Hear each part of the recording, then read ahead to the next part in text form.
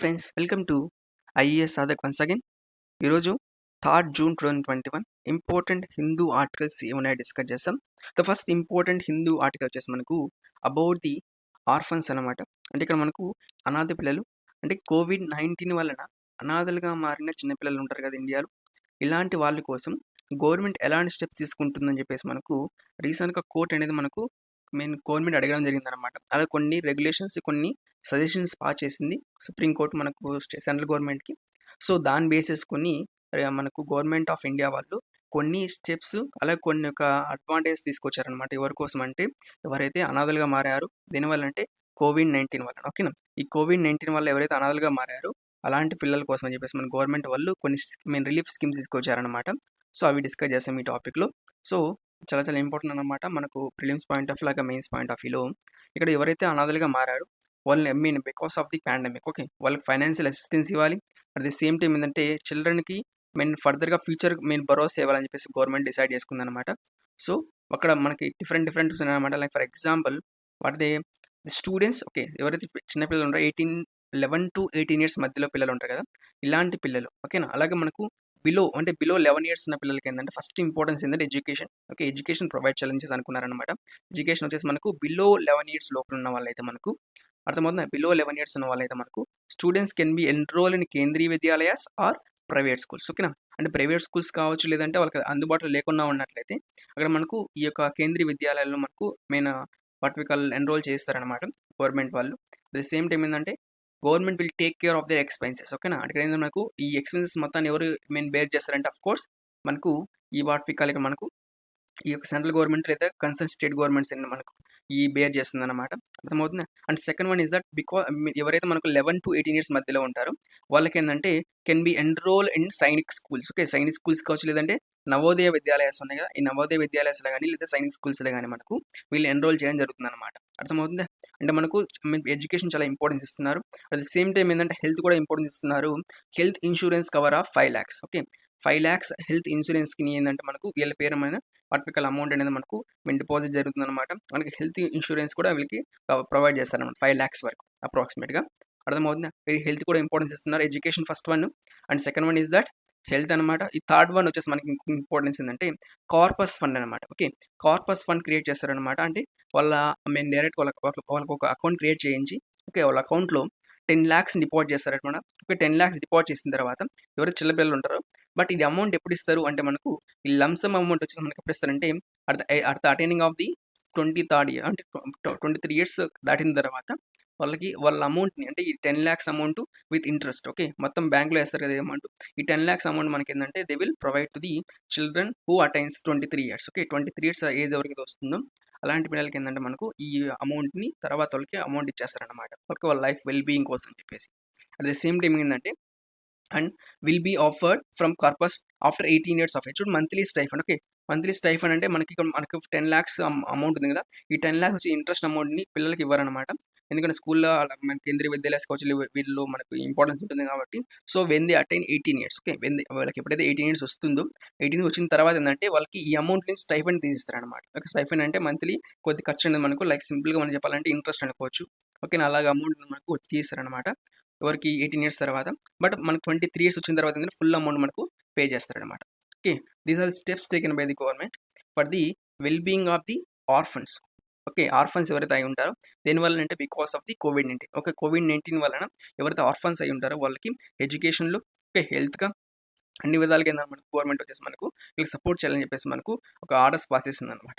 But ఇక్కడ problems ఏమున్నాయంటే చూసినట్లయితే first వచ్చేసి మనకు there is no definite mechanism. Okay, monitoring process అనేది మనకు ఉంది కానీ బట్ మనకి మెకానిజం అనేది ఖచ్చితంగా లేదనమాట. ఒక సపరేట్ రెగ్యులేషన్ కానీ ఒక డిపార్ట్మెంట్ కానీ అలాంటి మనకి ఏం లేవు కాబట్టి సో దీనివల్ల కొద్దిగా ప్రాబ్లం అయ్యే ఛాన్స్ అని చెప్పేసి మనకు ఆర్టికల్ చెప్తున్నారనమాట.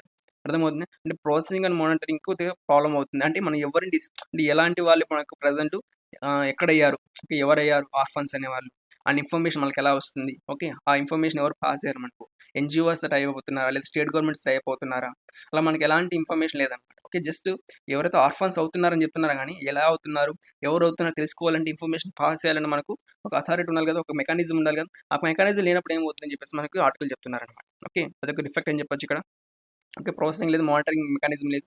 అట్ ద సేమ్ టైం ఏంటంటే benefits reach every child fitting the criteria. Okay. అంటే మనకేందంటే ప్రతి ఒక్కరికి మన వర్టికల్ ఇక్కడ ఎవరైతే నిజంగా ఆర్ఫన్స్ అవుతున్నారో అలాంటి ప్రతి ఒక్కరు కూడా అందుతుందా ఈ బెనిఫిట్స్ అన్ని అంటే మనకు మళ్ళీ క్వెషన్ మార్క్ అనమాట. ఎందుకంటే మళ్ళీ ఇక్కడ మనకు పర్ఫెక్ట్‌గా మెకానిజం లేదు కాబట్టి కొంతమంది మిస్ అయ్యే ఛాన్స్ ఉంది. ఓకే. కొంతమంది మనకు అనాథలయ్యే ఛాన్స్ ఉంది. అట్ ద సేమ్ టైమ్ ఏందంటే ట్రాఫికింగ్ అయ్యే ఛాన్స్ ఉంది. ఓకే. వైలెన్స్ అయ్యే ఛాన్స్ ఉంది. ఫర్ ఎగ్జాంపుల్ చాలా చిన్న పిల్లలు అనుకోండి వాళ్ళని ట్రాఫికింగ్ చేస్తారు. ఫర్ ది మీన్ వాళ్ళు నథింగ్ బట్ వాళ్ళని పనిలో పెంచుకోవడం పనిలో పెట్టుకోవడం కోసం లేదంటే మన పట్టికాలం ఇక్కడ ఏంటంటే మనకు అగైన్ వాళ్ళని చిన్నపిల్లల్ని తీసుకువెళ్ళి సెక్సువల్ అబ్యూస్ చేయొచ్చు కాదు లేదంటే ఫర్ ఎగ్జాంపుల్ మనకి వేరే వర్క్స్లు చేయించుకోవచ్చు ఓకేనా లేదంటే వాళ్ళ బాడీ పార్ట్స్ అమ్ముకోవచ్చు అర్థమవుతుంది చిన్నపిల్లలు తెలియదు కాబట్టి వాళ్ళు ట్రాఫిక్ చేసి కిడ్నాప్ చేసి మనకు ఏంటంటే మనకు చేయొచ్చు అనమాట సో అర్థమవుతుందా సో ఇది ఇవన్నీ ఏమవుతుందంటే అందరికి అందుతుందా లేదని చెప్పేసి మనకు క్వశ్చన్ మార్క్ అనమాట next one is that about the staff same simple చెప్పాలంటే ఇక్కడ మనకి మెకానిజం పర్ఫెక్ట్ మెకానిజం లేదు గవర్నమెంట్ స్టెప్స్ అన్ని బాగున్నాయి కానీ బట్ ఎగ్జిక్యూషన్లో మనకు ప్రాబ్లం అవుతుంది ఏమో అని చెప్పేసి మనకు ఆర్టికల్ చెప్తున్నారనమాట ఎందుకంటే మనకు సపరేట్గా డిపార్ట్మెంట్ లేదు ఇక్కడ ఎవరు దీనికి సపోర్ట్ చేస్తారని చెప్పేసి కూడా మనకు అంత క్లారిటీ లేదు కాబట్టి సో ఫర్దర్గా ఏంటంటే మనకు ఫైనల్గా ఈ సపోర్ట్ అనేది మనకు ఇస్తున్నారు కానీ గవర్నమెంట్ అది ఎంతమందికి అందుతుందో మనకు డౌట్ అని చెప్పేసి మనకు ఆర్టికల్ చెప్తున్నారనమాట ఓకే నెక్స్ట్ ఆర్టికల్ వచ్చేసి about the new nothing but model tenancy act అనమాట ఓకే యాక్చువల్గా ఇది ఇంపార్టెంట్ అనమాట ఇది కూడా మనకు prelims point of mains point of వ్యూలో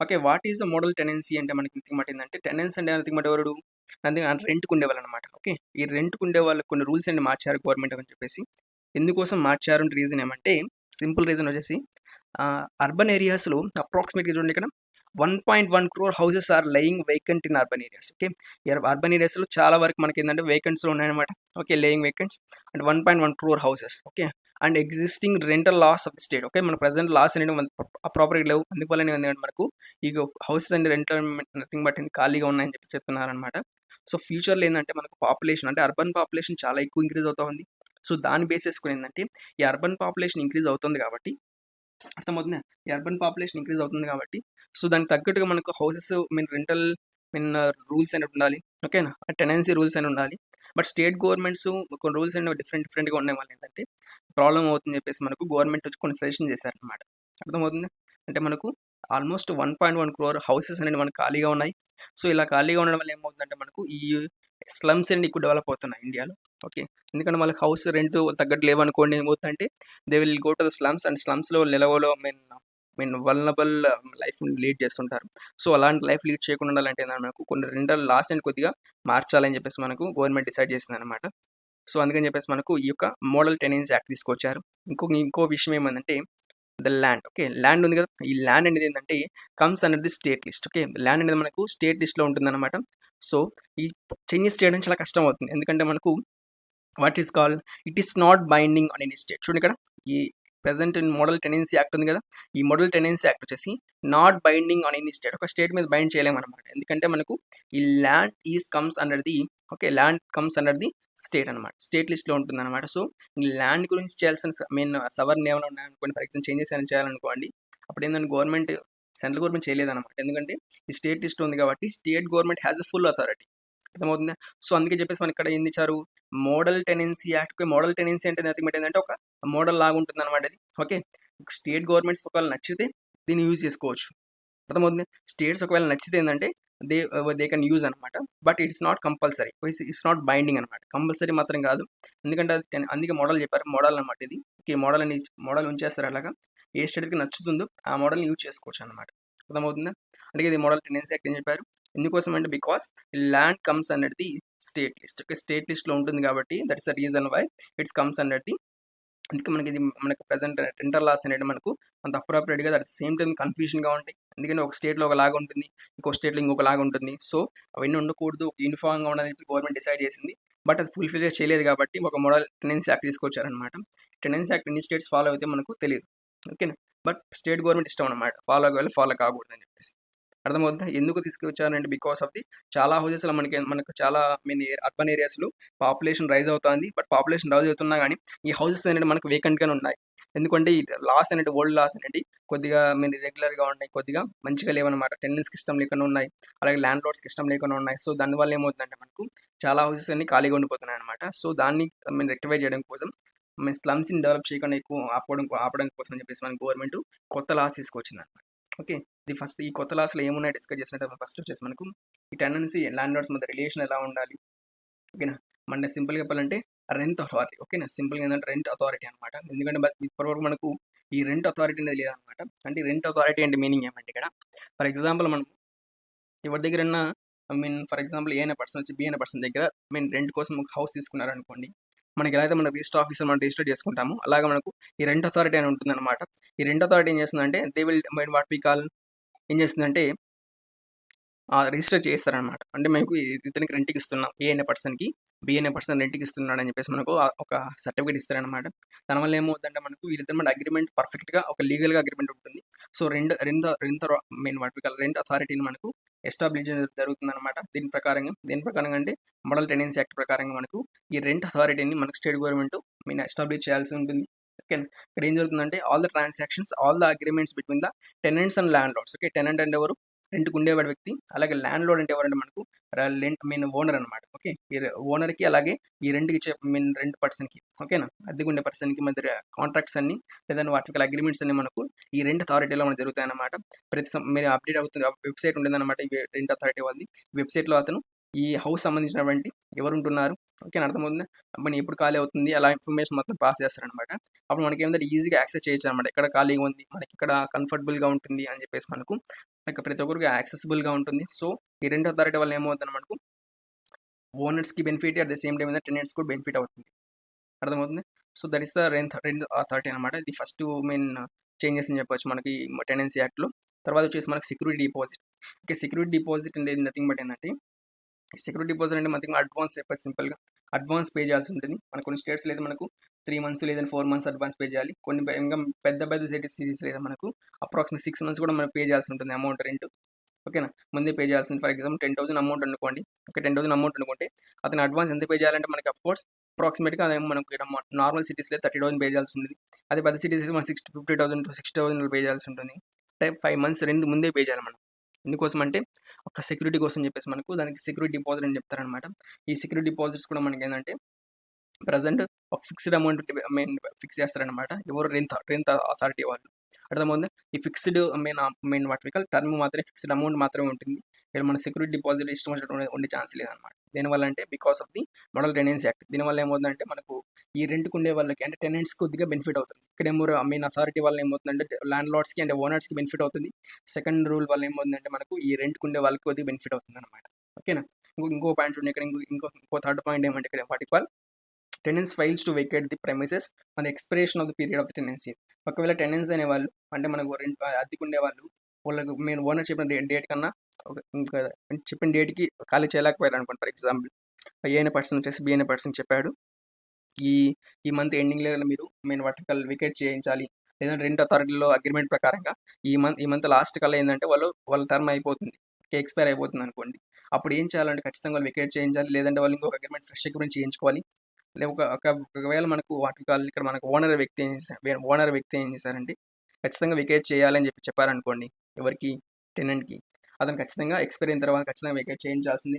ఒకవేళ అతను వికెట్ చేయకపోతే ఏమవుతుంది, నెక్స్ట్ మంత్ వచ్చేసి they have to pay 2 months salary. Okay, so 2 months rent pay చేయాలన్నమాట. నెక్స్ట్ మంత్ ఏంటంటే అతను రెండు నెలల అద్దె పే చేయాలి. ఒకవేళ తర్వాత నెక్స్ట్ మంత్ కూడా అతను ఖాళీ చేయలేదు అనుకోండి, తర్వాత మంత్ అతను 4 times పే చేయాలని ఉంటుంది. ఓకేనా, అంటే ఇక్కడ మనకి బెనిఫిట్ ఎవరికి అవుతుందంటే ఇక్కడ మనకి బట్ మళ్ళీ ల్యాండ్ లార్డ్స్కి బెనిఫిట్ అవుతుంది, ఓనర్స్కి. అర్థమవుతుంది. అంటే ఎక్స్పైర్ అయిన తర్వాత ఖచ్చితంగా రెన్యువల్ చేయించుకోవాలి, లేదంటే వేరే హౌస్ని వెతుక్కోవాలన్నమాట అతను.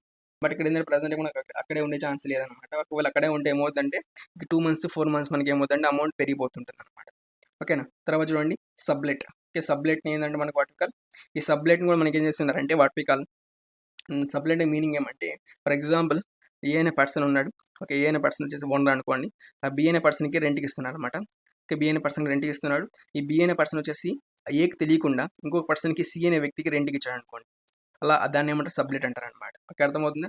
అంటే మనకు ఏ అనే పర్సన్కి బి అనే పర్సన్కి రెంట్కి ఇచ్చినట్లయితే కానీ బి అనే పర్సన్ ఇంకొక పర్సన్కి రెంట్కి ఇచ్చారు అనమాట. అలా ఇవ్వకూడదు అనమాట. అంటే ఏకి తెలియకుండా రెంట్కి ఇవ్వకూడదు. అది కూడా ఏమవుతుందంటే సబ్లెట్ అవుతుంది. అప్పుడు ఏమవుతుంది, ఎక్స్పైర్ అయిపోతుంది అనమాట అగ్రిమెంట్ అనేది. సో దీనివల్ల ఏమవుతుందంటే ల్యాండ్ లార్డ్స్ కొద్దిగా బెనిఫిట్ అవుతుంది. ఓకేనా, ఇంకోటి చూడండి రివైజింగ్ రెంట్. ఓకే, రెంట్ కూడా రివైజ్ చేస్తుంటారు అనమాట. అంటే మనకు రేట్లు పెరుగుతున్న ప్రకారం మంత్లీ మనకి ఇంక్రిమెంట్ ఉండగా రెంట్ కూడా. సో అలాగే మనకి ఈ రివైజింగ్ రెంట్ కూడా మనకి ఎలా ఉంటుందంటే సింపుల్గా మనకి ఇక్కడ ల్యాండ్ లార్డ్స్కి అలా మనకు రెంట్ అథారిటీ వాళ్ళు ఫిక్స్ చేస్తారనమాట ఎంత అమౌంట్ ఇంక్రీజ్ చేయాలని చెప్పేసి. ఓకేనా. అలాగే మనం చూడండి ఇంకా power and water supply. Okay, power and water supply కూడా ఇంపార్టెంట్. ఈ power and water supply meaning ఏమంటే ఖచ్చితంగా ఈ land load okay and owner అనే వ్యక్తి టెనెంట్స్కి వాడు అమౌంట్ పే చేసేంత వరకు ఖచ్చితంగా మనకి ఏంటంటే they have to supply the power and water without disruption. ఒక డిస్ట్రప్షన్ లేకుండా ఖచ్చితంగా పవర్ని సప్లైని వాటర్ సప్లై రెండింటి కూడా సప్లై చేస్తుండాలన్నమాట. ఓకేనా, ఎందుకంటే అతను ఏంటి పే చేస్తున్నారు కాబట్టి ఖచ్చితంగా అతను through out the day 24 hours మనకి ఏంటంటే అతనికి సప్లై ఖచ్చితంగా ఉండాలి అనమాట. ఓకే అండ్ ఫైనల్గా ఏంటంటే మనకు వీళ్ళిద్దరి మధ్య ఏమైనా గొడవలు అయినప్పుడు ఓకే రెండు అథారిటీ ల్యాండ్ లార్డ్స్ కావచ్చు లేదంటే టెనెంట్స్ మధ్య గొడవలు అయినప్పుడు what we call we have rental courts అనమాట అండ్ రెంట్ ట్రైబ్యునల్స్. ఓకే, ఆ స్టేట్ గవర్నమెంట్ ఏది అపాయింట్ చేసేది అనమాట. కొన్ని కోర్ట్స్ కొన్ని స్టేట్స్ ఏమో మనకు కోర్ట్స్ అపాయింట్ చేస్తుంది, లేక కొన్ని స్టేట్స్ ఏమో మనకు ట్రైబ్యునల్ అపాయింట్ చేస్తుంది. కాబట్టి సో ఆ స్టేట్లో ఏది ఉంటే అది ఓకే కోర్ట్స్ కావచ్చు లేదా ట్రైబ్యునల్ కావచ్చు సపరేట్గా వాటి కాల్ ఎస్టాబ్లిష్ చేయాలన్నమాట. ఎందుకోసం టు సాల్వ్ ద ప్రాబ్లమ్స్ అనమాట. బిఫోర్ మనకి ఇంతకుముందు అయితే మనకి ఏంటంటే డైరెక్ట్గా సివిల్ కోర్ట్కి వెళ్ళేవాళ్ళనమాట, ఎందుకంటే సివిల్ కేసు కాబట్టి ఇది. ఓకే, బట్ ప్రజెంట్ వచ్చేసి మనం సపరేట్గా ఈ రెంట్ కోర్ట్స్ అనేది మనకు ఎస్టాబ్లిష్ చేయడం జరుగుతుంది అనమాట. ఓకేనా, these are the important steps that is taken by these are the important changes that is taken in the model tenancy act ఒక 2021 మోడల్ టెనెన్సీ యాక్ట్లో కొంచెం చేంజెస్ అనమాట. మ్యాక్సిమం చేంజెస్ అని మనకి in the favour of owner ఫేవర్లో ఉన్నాయన్నమాట. ఎందుకు owner ఫేవర్లో ఉన్నాయంటే చాలా వరకు హౌస్ ఖాళీగా ఉన్నాయి. ఎందుకు హౌసెస్ ఖాళీగా ఉన్నాయంటే బికాస్ ఈ రూల్స్ అనేవి కొద్దిగా మంచిగా లేవు. అన్ని ఎవరికి ఫేవర్గా ఉన్నాయంటే ఈ టెనెంట్స్ ఫేవర్గా ఉన్నాయి బిఫోర్ లాస్ అన్ని కూడా. సో అందుకని చెప్పేసి ప్రజెంట్ ఈ మోడల్ టెనెన్సీ యాక్ట్ మొత్తం in the favour of land loads ఉందన్నమాట. అంటే నథింగ్ బట్ ఓనర్స్కి ఫేవర్లో ఉందన్నమాట. సో ఓనర్స్ ఫేవర్లో ఉంది కాబట్టి వీళ్ళకి కొద్దిగా బెనిఫిట్స్ వస్తుంది. సో వీళ్ళు కూడా ఎక్కువ హౌసెస్ రెంట్కి ఇస్తారనమాట. సో అందుకని చెప్పేసి మనకి ఇలా తీసుకురావడం జరిగింది. ఓకే, ఇది మోడల్ టెనెన్సీ యాక్ట్ మాత్రమే. స్టేట్ గవర్నమెంట్ మీద బైండింగ్ చేసే అధికారం మనకు సెంట్రల్ గవర్నమెంట్కి లేదు. Okay, these are the important topics. Next important article వచ్చేసి మనకు about the high court dismisses the Juhi Chawla plea on 5G. చూడండి, ఆ జూహీ చావ్లా యాక్టర్ కదా అమ్మ. ఓకే, ఈమె వచ్చేసి మనకు హైకోర్టులో మనకు 5G మీద కేసు అనేది వేజ్ అడిగింది అనమాట. ఈ కేసు ఏమంటే నథింగ్ బట్ ఈ యొక్క 5G తీసుకురావడం వల్ల ఇండియాలో చాలా అనిమల్స్ ఓకేనా మనకు లేదంటే మనకు ఎస్పెషల్లీ బర్డ్స్ అనేది మనకు చాలా వరకు అంతరించే ఛాన్స్ ఉంది. రేడియేషన్ వల్ల మనకి ఈవెన్ హ్యూమన్స్ కూడా కొద్దిగా ప్రాబ్లం అని చెప్పేసి మనకు కేసు వేయడం జరిగింది అనమాట. అంటే హ్యూమన్స్ క్యాన్సర్ రావడం జరుగుతుంది, లేదంటే సైడ్ ఎఫెక్ట్స్ ఇలా ఎక్కువ ఉంటాయి. సో అందుకని చెప్పేసి మనకి ఇండియాలో 5G తీసుకురాకూడదు అని చెప్పేసి మనకు ఈ జూహీ చావ్లా అనే యాక్ట్రెస్ అనమాట, బాలీవుడ్ యాక్ట్రెస్. ఈమె కేసు ఫైల్ చేయడం జరిగింది అనమాట. ఎక్కడ మనకు హైకోర్టులో, ఢిల్లీ హైకోర్టులో. ఢిల్లీ హైకోర్టు వచ్చేసి మనకి ఆ కేసుని డిస్మిస్ చేసేసింది. ఎందుకోసం డిస్మిస్ చేసింది చూడండి, ఇక్కడ మనకు పేరు ఫర్ ది సింపుల్ ఇక్కడ చెప్పేశారనమాట. What we call Medha also asked why the actor had move the court directly without first giving any represent the government represent చేయకుండా డైరెక్ట్ ఎందుకు మన డైరెక్ట్ కోర్టుకు వచ్చేసింది ఏమో. It is defective plan. This suit has been filed only for media publicity కోసమే ఇలా చేశారని చెప్పేసి మనకు కోర్టులో ఆపోజిషన్ వాళ్ళు చెప్పడం జరిగింది అనమాట. ఆ కోర్టు కూడా దాన్ని బిలీవ్ చేసింది, ఎందుకంటే మనకు there is no proper evidence about the of course radiation ఉంటుంది కానీ బట్ మనకు కరెక్ట్గా ప్రాపర్ ఎవిడెన్స్ లేదనమాట.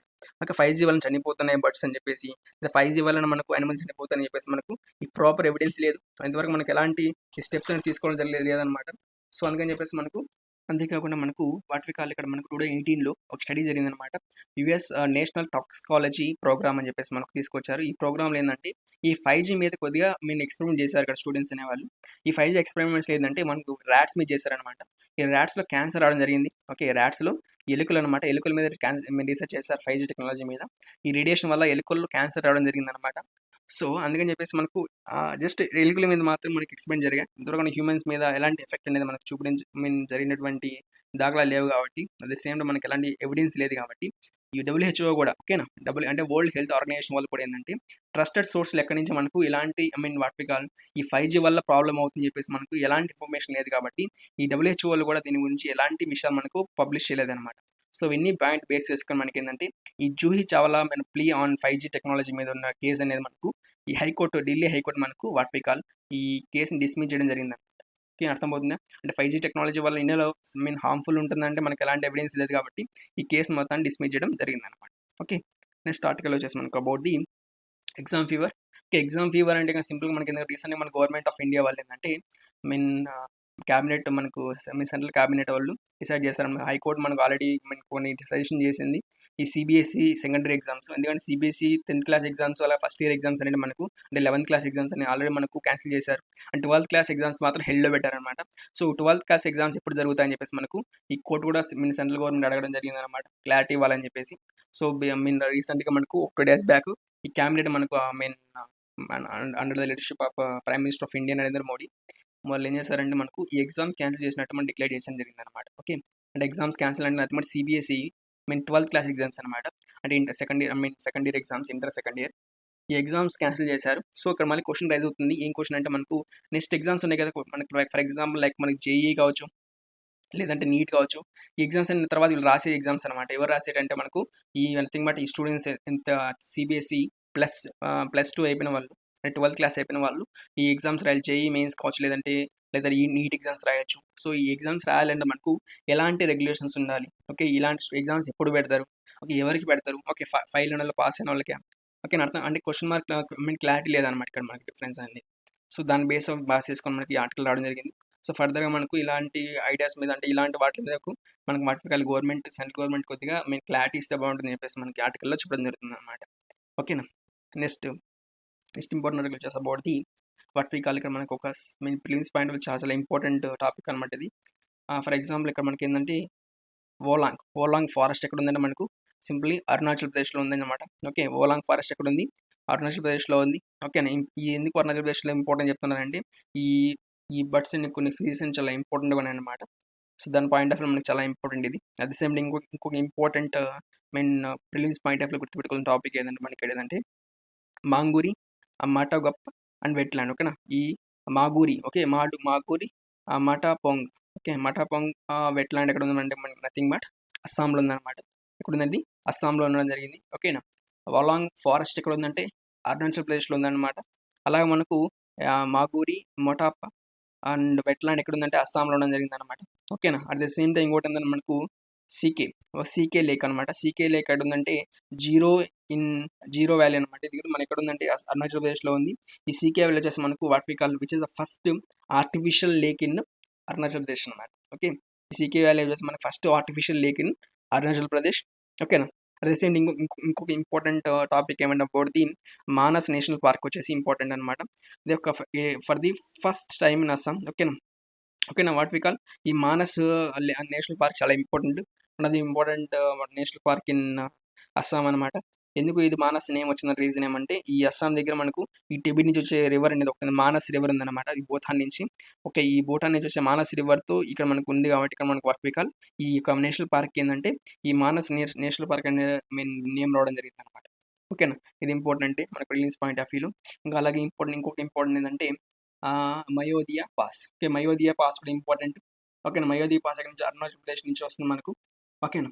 అండ్ ఇక్కడ మనకు ఇది ఎవరికి మధ్య వర్టికల్ రిలేషన్ బార్డర్ ఉంటుందంటే అఫ్ కోర్స్ మన Arunachal Pradesh at the same time అవుతుంది భూతాన్. ఓకే, భూతాన్తో మనకి వర్టికల్ ఈ అరుణాచల్ ప్రదేశ్తో మనకి ఏంటంటే కనెక్షన్ ఉంటుంది అనమాట. సో ఈ రెండు కూడా మనకు కొద్దిగా ఇంపార్టెంట్ చెప్పుకోవచ్చు. అర్థమవుతుంది. సో ఇది మనకి ఎన్ని ప్రిలిమ్స్ పాయింట్ ఆఫ్ వ్యూ ఇవన్నీ మనకి మ్యాచింగ్ అడిగే ఛాన్స్ ఉందన్నమాట. సో ఇవన్నీ గుర్తుంచుకోవాలి మనకు.